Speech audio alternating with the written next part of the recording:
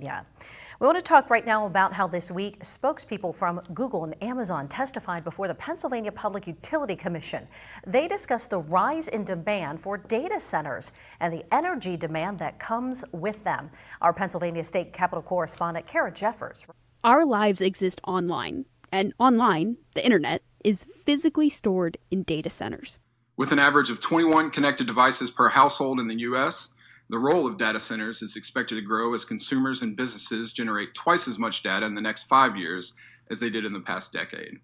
Data centers require massive amounts of electricity to operate. What we're seeing is load growth where one data center coming online is using the energy of a mid-sized city.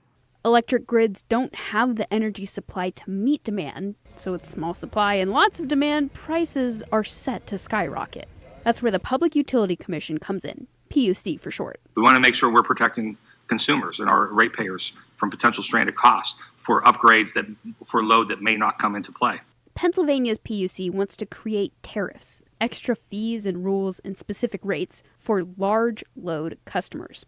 This week's public hearing was a chance for regulators and data center owners to give input on how those tariffs should work. The general idea is to capture a customer who's imposing new costs on the system. Data center advocates want strict deadlines for things like feasibility studies or estimates for how long it takes to get connected to the grid.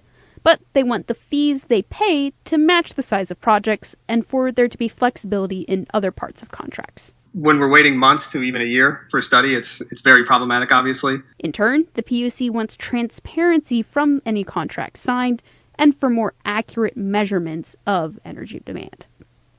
In Harrisburg, I'm Kara Jeffers, Erie News Now.